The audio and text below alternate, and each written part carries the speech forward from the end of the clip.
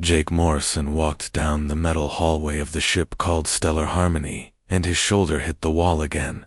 His bag fell from his hands, and tools scattered across the floor, making loud noises that echoed through the corridor. Several crew members had to step around the mess while Jake got down on his hands and knees to collect everything. The elven woman named Lirelei, Moonwhisper, watched from nearby. Her silver hair moved like water, and her green eyes showed clear disgust. She stood perfectly straight and moved with the grace of a dancer. Every step she took was planned and beautiful. Jake looked like a child learning to walk compared to her. Behind Lirelei stood two other elves who whispered to each other in their musical language. Jake could not understand the words, but he knew they were talking about him. Their pointed ears twitched, and they shook their heads. The elves had joined the crew only 6 months ago, and they still acted like humans were beneath them. Jake finally gathered his tools and stood up. His face was red from embarrassment. He tried to smile at Lirelei, but she had already turned away. Her long coat moved around her like she was floating. Instead of walking, the other elves followed her down the hall, and their footsteps made no sound at all. The ship was home to many different species besides humans and elves. The Veltari looked like giant lizards with 4 arms and could think faster than computers. The Gentari had blue skin and could see colors that humans could not even imagine. All of these species worked together on the Stellar Harmony to explore space and find new worlds. Jake worked in the weapons department. Even though many people thought this was a mistake, his job was to maintain the guns and energy weapons that kept the ship safe. Most days, he could be found cleaning rifles or checking targeting systems. He was good at his job when he could sit still and focus. The problems started when he had to move around. Maya Blackwood was one of the few people who was kind to Jake. She studied different alien species and how they lived together. She had short brown hair and wore thick glasses that made her eyes look bigger. She often told Jake that the other crew members did not understand him yet. The ship had been traveling for 3 weeks when the emergency alarm started ringing. Red lights flashed in every hallway, and a voice spoke over the communication system. All crew members were told to report to the main meeting room. Jake grabbed his equipment bag and started running down the corridors. He ran. Jake bumped into walls and other crew members. His feet seemed to find every loose panel on the floor. His bag swung round and hit people as he passed them. By the time he reached the meeting room, most of the crew was already there, and they all looked at him when he stumbled through the door. Commander Zara Veltar stood at the front of the room. Her 4 arms moved as she spoke, and her yellow eyes scanned the crowd. She was tall and covered in green scales that looked like armor. Her voice was deep and commanded respect from everyone who heard it. The commander explained that they had received a distress signal from a mining colony on a planet called Kepler 44-b. Pirates had attacked the colony and taken many people prisoner. The pirates had ships with powerful weapons and were demanding payment for the prisoners' captain. Kira Joe stepped forward to speak. She had blue skin that seemed to glow, and her large eyes were completely black. She was the best pilot on the ship and could fly through asteroid fields like they were empty space. She said the journey to the planet would take 2 days, and they needed to prepare for battle. Lirelei raised her hand and spoke in her clear voice. She said the elves were ready to fight, and that their bows and swords would serve them well in close combat. Her people had been warriors for thousands of years, and they knew how to move without being seen. The other elves nodded and touched the weapons at their sides. Commander Zara looked around the room and began choosing people for the rescue mission. She picked Lirelei and 2 other elves. For scouting, she chose Captain Kira. To pilot the rescue ship, she selected Dr. Maya to help with any injured colonists she might find. When the commander said Jake's name, everyone in the room became quiet. Lirelei stepped forward, and her voice was sharp. She said that Jake could not be trusted in a dangerous situation. His clumsiness would put everyone at risk and could get people killed. The other elves agreed with her, and even some of the human crew members. Not a dear. Maya stood up and defended Jake. She said he was better at his job than people realized. She told the commander that Jake had the best accuracy scores in the weapons department and had never missed a target during practice. The room stayed quiet, but some people looked surprised, Commander Zara thought. For a long moment her forearms crossed over her chest, and her tail moved back and forth. She said that they needed every skilled person they could find, that pirates were dangerous and had better weapons than the mining colony could defend against. She decided that Jake would join the mission release. Face showed anger, but she said nothing. The elves did not argue with the commander directly, but they looked unhappy. Captain Kira just shrugged and said she would need all the help she could get. Dr. Maya smiled at Jake and gave him an encouraging nod. Jake felt nervous and excited at the same time. He had never been on a real mission before, and this would be his chance to prove that he belonged on the crew. He gathered his weapons and equipment while trying not to trip over anything. The other team members watched him with doubt in their eyes though. Rescue team spent the next 2 days preparing for the mission. Jake practiced with his rifle and cleaned his equipment over and over. Dr. Maya helped him pack medical supplies while Lirale and the other elves worked on their bows and arrows. Captain Kira checked the rescue ship and made sure everything was working properly. Commander Zara studied maps of the mining colony and planned their attack. The colony was built into the side of a mountain and had many tunnels and buildings. The pirates had ships surrounding the area and sensors that could detect approaching vessels. The rescue would be difficult and dangerous. The morning of the mission, Jake woke up early and got dressed in his combat gear. His hands shook as he checked his rifle one last time. He had trained for this moment, but he still felt scared. The lives of innocent people depended on the rescue team, and he did not want to let anyone down. The team met at the rescue ship and Commander Zara gave final instructions. Lirule would lead the way and use her elven skills to find the best path. Captain Kira would pilot the ship and provide support from the air. Dr. Maya would stay with the ship until they found the prisoners. Jake would follow the others and help with whatever was needed. As they boarded the ship, Jake caught his foot on the entrance and nearly fell. Lirale's side and shook her head. The other elves whispered to each other again. Jake's face turned red, but he climbed into the ship and found his seat. Dr. Maya sat next to him and patted his shoulder. Capt. Kira started the engines and the ship lifted off from the Stellar Harmony. The rescue mission had begun, and there was no turning back. Jake looked out the window at the stars and wondered if he would prove himself or disappoint everyone. The next few hours would change everything. The rescue ship flew through space toward the planet Kepler 442 billion, and Jake felt his stomach turn as they entered the atmosphere. Captain Kira was an excellent pilot, but the planet had strange gravity that made the ship shake and bounce. Jake gripped his seat while the others seemed comfortable with the rough ride. Lirale sat across from him, and her movements stayed smooth even as the ship rocked back and forth. Her silver hair did not move out of place, and her green eyes stayed focused on the mission ahead. The other elves looked just as calm and ready for battle. Their pointed ears twitched as they listened to sounds Jake could not hear. Darmaya checked her medical equipment one more time and made sure everything was secure. She had packed supplies for treating burns, cuts, and broken bones. The mining colonists might be hurt and would need help quickly. Her hands moved with skill as she organized her tools. Commander Zara spoke over the communication system from the main ship. Her voice was clear despite the static. The pirates had 3 ships guarding the mining colony, and sensors showed at least 50 armed enemies on the ground. The rescue team would need to be careful and smart to succeed. Captain Kira guided the ship down toward the planet's surface and found a landing spot behind a large rock formation. The ship touched down with a soft bump, and the engines went quiet. Everyone checked their weapons and equipment one last time before stepping outside. The planet felt different from the moment Jake's feet hit the ground. The gravity was lighter than what he was used to, and every step felt like he might float away. The air was thin and tasted like metal. The sky was orange instead of blue, and 2 small moons hung overhead. Lirale stepped out of the ship and immediately began moving like she had lived on this planet her whole life.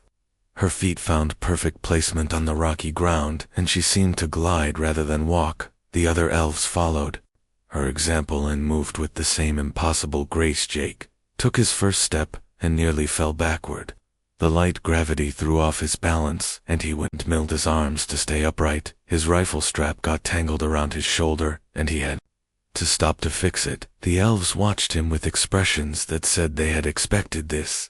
Darmaya stayed close to the ship as planned, but she gave Jake an encouraging smile. She had faith in him even when others did not. Jake straightened his equipment and tried to look more confident. Then he felt the mission was too important for him to worry about what others thought. The team moved toward the mining colony, which was built into the side of a red mountain. Tall metal towers reached up from the rock, and conveyor belts carried ore from deep underground. The pirates had set up barriers around the main entrance, and guards with energy weapons patrolled the area. Lirelei led the team along a path that wound between large boulders. Her elven eyes could see details that others missed, and she pointed out safe places to step. Jake followed behind her and tried to copy her movements, but his feet seemed to find every loose rock and unstable surface. They reached a position where they could see the main entrance to the mining colony through binoculars. They counted 12 guards standing around metal barriers.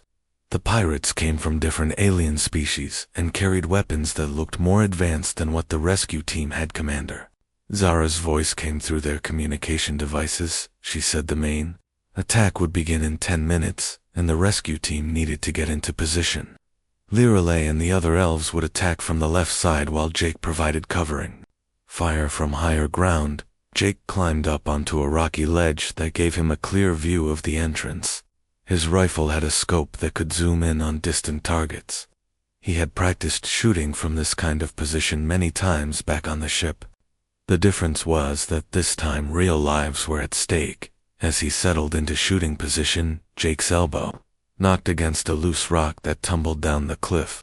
The sound echoed across the valley, and one of the pirate guards looked in their direction. Lirelei shot Jake a look that could have melted steel. She clearly thought his clumsiness had given away their position. The attack began when Commander Zara's forces engaged the pirate ships in space above the planet. Explosions lit up the orange sky and energy beams cut through the air. The guards at the mining colony became alert and started moving toward defensive positions. Lirelei and her elves moved forward like shadows flowing across the ground. Their bows were silent and their arrows found targets with deadly accuracy. Jake watched through his scope as 3 guards fell without making a sound. The elves were masters of their craft. One of the remaining guards spotted the elves and shouted a warning in a language Jake did not understand. The pirates began firing energy weapons that left bright trails in the air. Lirelei rolled behind a rock and returned fire with her bow, while the other elves spread out to find cover. Jake aimed his rifle at a guard who was shooting at Lirelei, but as he pulled the trigger, his foot slipped on the rocky ledge. He fell sideways, and his shot went wide, missing the target completely. The guard continued firing, and Lirelei had to dive to avoid being hit. Frustrated with himself, Jake tried to get back into position, but his rifle strap got caught on a piece of rock. He tugged at it and finally broke free, but now he was lying on his back instead of his stomach. The guards had moved, and he could not see them clearly anymore. From his awkward position, Jake could see a guard trying to sneak around behind the elves. The man had a large energy cannon and was moving toward a spot where he could hit all 3 elves at once. Jake knew he had to act fast, even though he was in a terrible shooting position. Jake twisted his body and aimed the rifle while lying on his side. His position was unstable, and the angle was wrong, but he pulled the trigger anyway. The shot hit the guard in the center of his chest, and the man fell backward. The energy cannon clattered across the rocks. Lirelei looked back toward Jake's position with surprise in her green eyes. She had seen the impossible shot, and could not understand how he had made it from such an awkward angle. The other elves paused in their advance and glanced up at the rocky ledge where Jake was positioned. Another guard appeared from behind a metal barrier and raised his weapon toward the elves. Jake was still lying on his side, and his rifle was pointed in the wrong direction. There was no time to adjust his position properly, so he fired while rolling over onto his stomach. The shot hit the guard before Jake had even finished rolling. The man dropped his weapon and stumbled backward into the barrier. Jake completed his roll and ended up sitting against a rock with his rifle Pointing at the sky, he looked as surprised as anyone else. 3. More guards came running from the mining colony entrance and spread out to surround the elves. Jake tried to stand up quickly, but his foot caught in his rifle strap, and he fell forward. The rifle went off as he fell, and the shot ricocheted off a metal beam. The ricocheted bullet hit one of the running guards in the leg and sent him tumbling to the ground. Jake landed on his face in the dirt, and his rifle skittered away across the rocks. Lirelei and her elves stared at him as he got up and brushed dust off his face. The remaining 2 guards took cover behind rocks and began firing at the elves again. Jake crawled over to retrieve his rifle and noticed that his fall had given him a perfect angle to see both guards. They could not see him from their position behind the rocks. Jake aimed carefully and fired twice in quick succession. Both shots found their targets, and the guards fell silent. The entrance to the mining colony was now clear of enemies. Lirelei stood up from behind her rock and looked up at Jake with an expression he could not read. She had watched him miss an easy shot, then make 3 impossible ones while falling and rolling around on the rocks. Her elven mind tried to make sense of what she had seen, but could not find a logical explanation. Jake waved at her and nearly lost his balance again. The team regrouped at the entrance to the mining colony and prepared to go inside. Jake climbed down from his rocky ledge and managed to trip over his own feet twice on the way down. His face was dirty and his equipment was covered in dust, but his rifle was ready for action. Lirelei approached him and spoke in a quiet voice. She said his shooting was unlike anything she had ever seen, but she could not tell if it was skill or luck. Jake shrugged and said he was not sure either. His honest answer seemed to confuse her even more. Dear Maya's voice came through their communication devices. She reported that the pirate ships in space were retreating, but ground forces were still active inside the mining colony. The rescue team needed to move quickly to find the prisoners before the pirates decided to harm them. The entrance to the mining colony was a large metal door that had been damaged by weapons fire. Lirelei examined the door and found a way to open it manually. The team prepared to enter the unknown dangers waiting. Inside the mountain, Jake checked his rifle one more time and tried to look confident. The mission was just beginning, and he knew the hardest part was still ahead. The strange events during the first battle had left him wondering about his own abilities, but there was no time to think about it now. The inside of the mining colony was dark and filled with metal pipes and machinery that made strange noises. Emergency lights cast red shadows on the walls, and the air smelled like oil and burnt metal. Jake followed Lirelei and the other elves through narrow hallways while trying not to trip over cables and equipment. Lirelei moved through the complex like she had a map in her head. Her elven senses could detect things that others missed, and she led them away from areas where pirates might be waiting. The other elves flanked her on both sides, and their bows were ready to fire at any threat. Jake brought up the rear, and his rifle bumped against pipes and walls as they moved. His footsteps echoed in the metal corridors while the elves made no sound at all. He felt clumsy and loud compared to their graceful movements, but he tried to stay focused on the mission. They reached a junction where 3 hallways met, and Lirelei held up her hand to signal a stop. She listened carefully, and her pointed ears twitched as she processed sounds that the others could not hear. After a moment, she pointed down the left hallway and whispered that enemies were approaching. The pirates came around the corner in a tight formation with energy shields protecting them from return fire. Their weapons were larger and more powerful than what the rescue team carried. The hallway was narrow, and there was little room to maneuver or take cover. Lirelei and her elves pressed themselves against the walls and began firing arrows between the energy shields. Their accuracy was incredible, and several pirates fell before they could react properly. But the remaining enemies had better armor and advanced weapons that gave them a significant advantage. Jake tried to find a position where he could help, but the hallway was too crowded with people and equipment. He stepped backward to get a better angle, and his foot caught on a loose floor panel. The panel flipped up, and Jake stumbled backward into a side passage. He fell. Jake's rifle went off, and the shot bounced off several pipes before hitting one of the pirates in the shoulder. The man spun around and his energy shield moved away from his body, giving Lirelei a clear shot that finished him off. Jake landed hard on his back in the side passage. Two more pirates advanced down the hallway, and their energy shields overlapped to provide better protection. The elves could not find gaps in their defense and had to retreat further down the corridor. Jake rolled over onto his stomach and found himself looking at the pirates from a completely different angle. From his position on the floor, Jake could see underneath the energy shields, where the pirates' legs were not protected. He fired 2 quick shots that hit both men in the ankles and sent them crashing to the ground. Their shields deactivated when they fell, and the elves finished them with arrows. Jake got up from the floor and brushed dust off his uniform again. His rifle had a small dent from where it hit the pipes, but it still worked properly.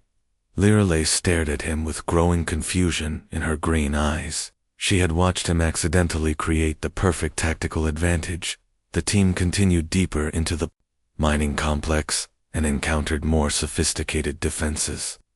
The pirates had set up automated turrets that tracked movement and fired energy beams at anything that moved. The hallways became a maze of deadly crossfire that seemed impossible to navigate. Studied the pattern of the turret fire and tried to find a safe path through, but the timing was too precise and the gaps too small. Even with her elven agility, she could not see a way to reach the other side. The team was stuck and time was running out. Jake examined the turrets and noticed that they were connected to the main power grid by thick cables running along the ceiling. The cables were protected by metal housing, but there were small gaps where maintenance workers could access the connections. He raised his rifle and aimed at one of the gaps, but as he fired, a pipe above his head burst and steam filled the hallway. Jake could not see his target anymore, but he heard the sound of electrical systems failing. The turret on the left side of the corridor went silent. The steam cleared, and Jake could see that his shot had somehow hit the exact spot needed to disable the turret. Lirelei looked at the disabled weapon, then at Jake, and her expression showed complete bewilderment.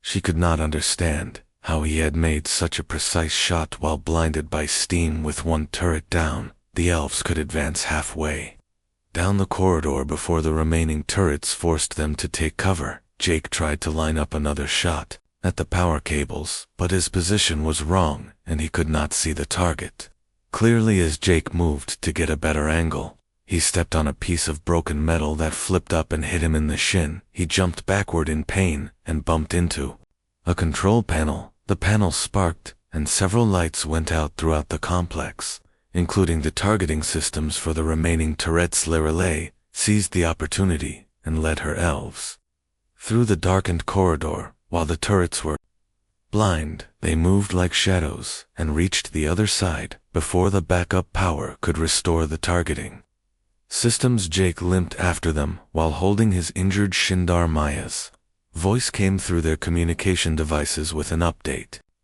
From outside, the pirate ships had retreated from orbit, but ground forces were regrouping for a counterattack. The rescue team needed to find the prisoners quickly before reinforcements arrived. They reached the central processing area of the mining complex, which was a huge chamber filled with conveyor belts and ore crushing machines. The sound was deafening, and echoes made it impossible to hear approaching enemies clearly. Jake's rifle scope helped him scan the upper levels for threats. A group of pirates had positioned themselves on a catwalk high above the processing floor. They had energy rifles with long-range scopes and could cover most of the chamber from their elevated position. The elves could not reach them with arrows, and the distance was too great for accurate bow shots. Jake aimed his rifle at the catwalk, but the angle was steep, and the targets were partially hidden behind machinery. He fired several shots that missed, and the pirates began returning fire with their energy weapons. The rescue team had to take cover behind the ore processing equipment. One of the energy blasts hit a support beam near Jake, and metal fragments showered down on him. He reflexively dodged to avoid the debris, and his foot slipped on oil that had leaked from the machinery. Jake fell forward, and his rifle discharged as he went down. The shot went high into the air and hit a chain supporting a heavy ore container. The container swung forward and smashed into the catwalk where The pirates were positioned, the metal walkway buckled and twisted, sending all the enemies tumbling to the floor. Below, Jake landed face first on the oily ground and slid several feet before coming to a stop. His rifle was covered in black lubricant, and his uniform was completely ruined. Lirelei rushed over to help him up, and her face showed complete amazement at what had just happened. She had watched Jake fall down while accidentally destroying an entire enemy position. The shot had been impossible from any normal perspective, but somehow he had hit exactly the right spot to bring down the catwalk. Lirelei began to suspect that there was more to Jake than simple clumsiness. The team searched the processing area and found a service elevator that led to the lower levels where the prisoners were likely being held. The elevator was small and could only carry 3 people at a time. Jake volunteered to wait for the second trip, but Lirelei insisted he come with them as they descended in the elevator. Lirelei finally spoke to Jake directly. She said she had been watching him throughout the mission and could not understand how he kept making impossible shots while appearing to fumble and fall. The other elves nodded in agreement and waited for his explanation. Jake thought about her question and gave an honest answer. He said he did not understand it either, and that he had always been clumsy, but somehow his shots found their targets when it really mattered. He admitted that he could not explain what was happening to him. Darmaya's voice came through the communication system with new information. She had been studying readings from Jake's equipment and noticed unusual patterns in his heart rate and brain activity during combat situations. Something was happening to him on a physiological level that none of them understood. The elevator reached the bottom level and opened into a corridor lined with heavy doors. This was where the mining colony housed dangerous equipment, and where the pirates would likely keep their prisoners. The rescue team prepared for the most dangerous part of their mission. Lirelei looked at Jake with new eyes and saw something she had missed before. His movements might appear random and clumsy, but they always seemed to put him in exactly the right place at the right time. She began to wonder if what she had called clumsiness might actually be something far more remarkable.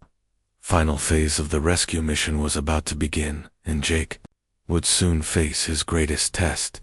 The prisoners were somewhere behind these doors, and time was running out.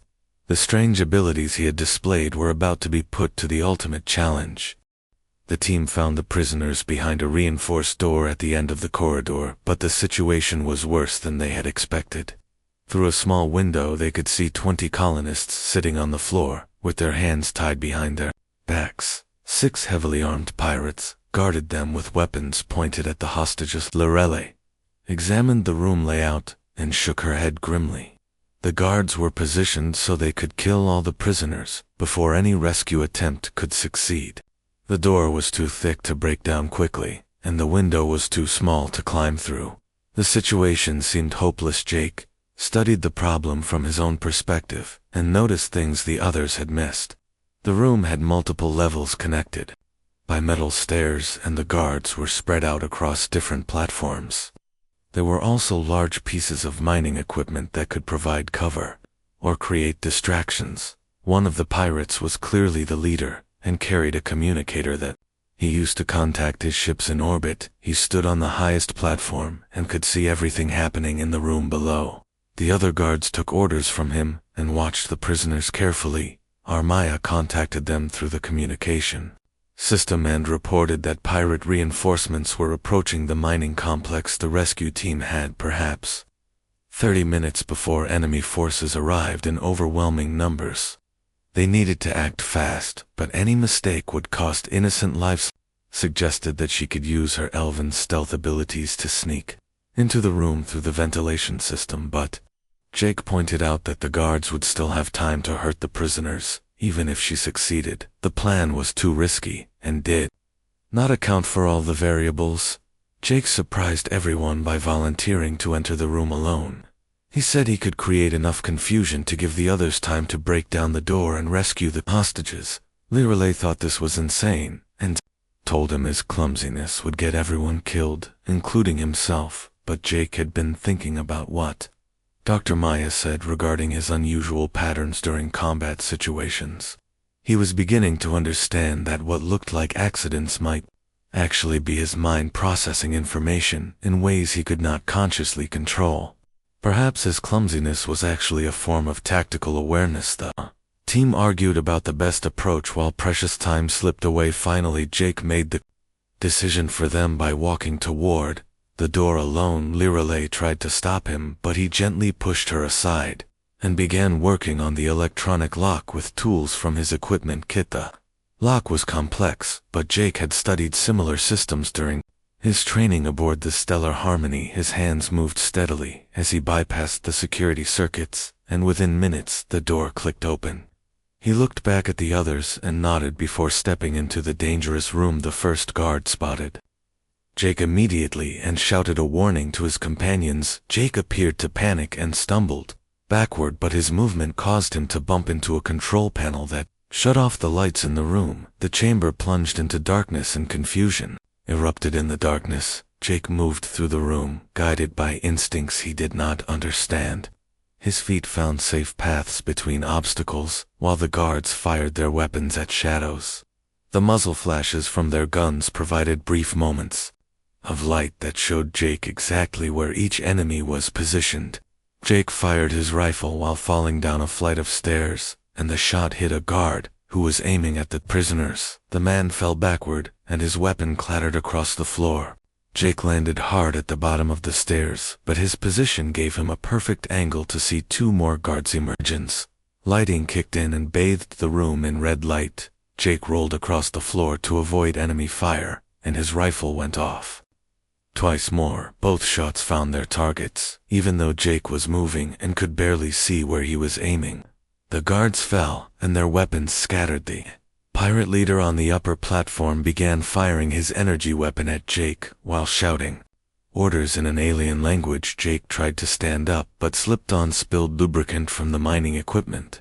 He slid across the floor and crashed into a support beam. The impact with the beam triggered a safety mechanism that activated the mining equipment. A massive drill began spinning and created a cloud of metal dust that filled the air. The dust made it impossible for anyone to see clearly, and the noise was deafening. Jake crawled through the chaos, while the remaining guards fired blindly. In all directions, the prisoners had taken cover behind metal barriers and were safe from the random gunfire. Jake could hear the pirate leader moving on the platform above, but could not see him through the dust. A piece of equipment fell from the upper level and nearly hit Jake on the head. He dove sideways to avoid it, and his rifle fired as he landed. The shot went up through the metal grating of the platform and hit the pirate leader in the leg. The man screamed and dropped his communicator, and the other elves burst through the door as the dust began to settle.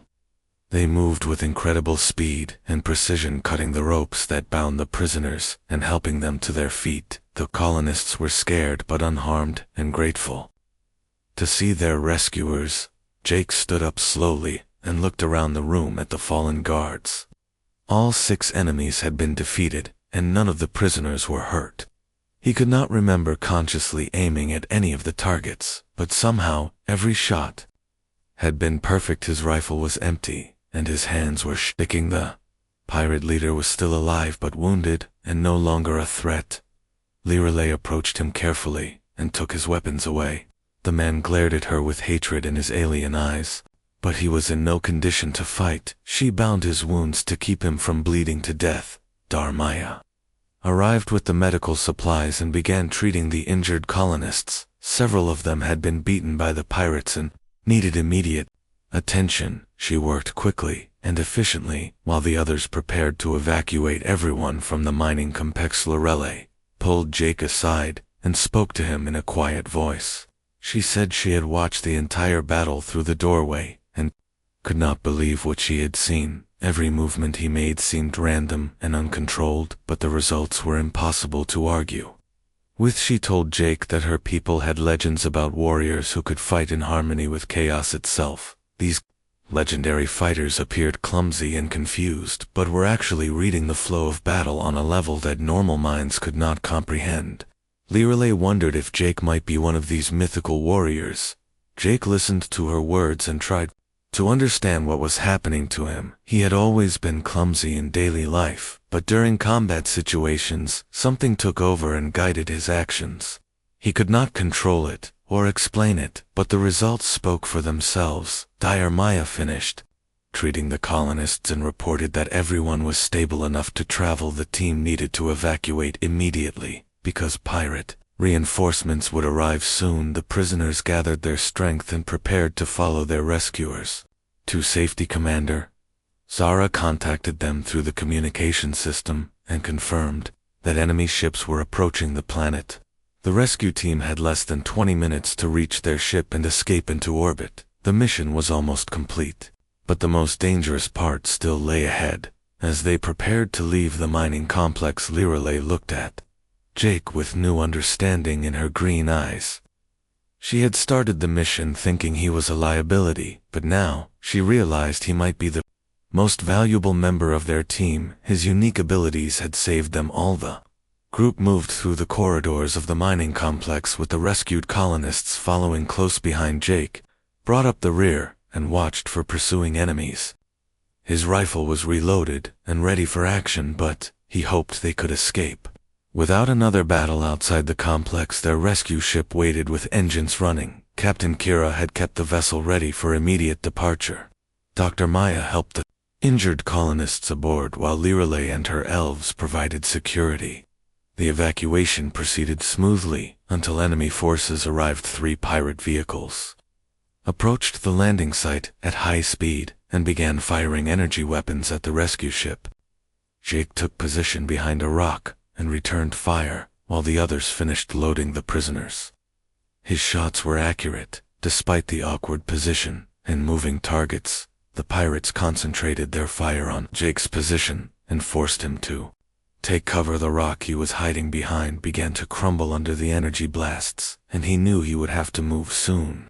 The rescue ship was almost ready to take off, but needed a few more minutes. Jake made a desperate decision and ran from his cover toward the pirate vehicles. His movement drew their fire away from the ship, but put him in extreme danger. He zigzagged across the rocky ground while energy blasts exploded around him. As he ran, Jake fired his rifle without looking where he was aiming. The shots went wild, but somehow managed to hit critical components on 2 of the pirate vehicles. The damaged vehicles lost control and crashed into each other in a spectacular explosion.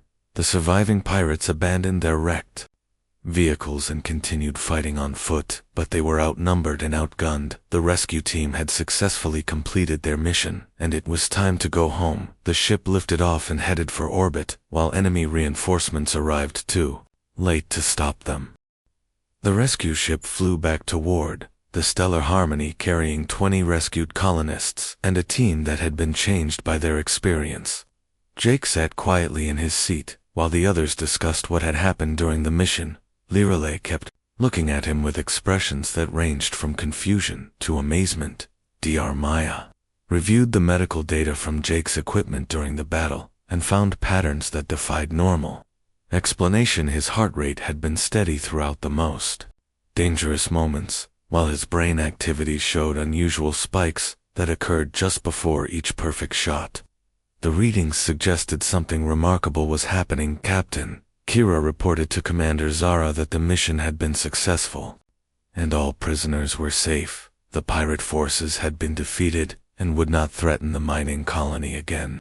The rescued colonists were grateful and asked to thank the team personally when they reached the main ship back aboard the Stellar Harmony. The crew gathered to hear about the rescue mission. Commander Zara listened carefully as Lirelei described the events that had taken place. Her forearms gestured as she tried to explain how Jake had fought with what appeared to be pure chaos, but achieved perfect results. The elven warrior found herself struggling to find words for what she had witnessed. She told the commander that Jake had fallen and stumbled throughout every battle, but each mishap had somehow created the exact tactical advantage needed to win. The other crew members listened with growing amazement. Dr. Maya presented her medical data and proposed a theory about what made Jake unique. She suggested that some humans possessed an unconscious ability to process vast amounts of environmental information and respond to it without thinking. The brain would guide the body through movements that appeared random but were actually precisely calculated. She explained that while other species relied on training technology or natural abilities, humans, like Jake, had learned to work with chaos itself. His mind could detect tiny changes in air pressure, sound vibrations, and electromagnetic fields that others could not perceive. This information guided his movements in ways he could not consciously control.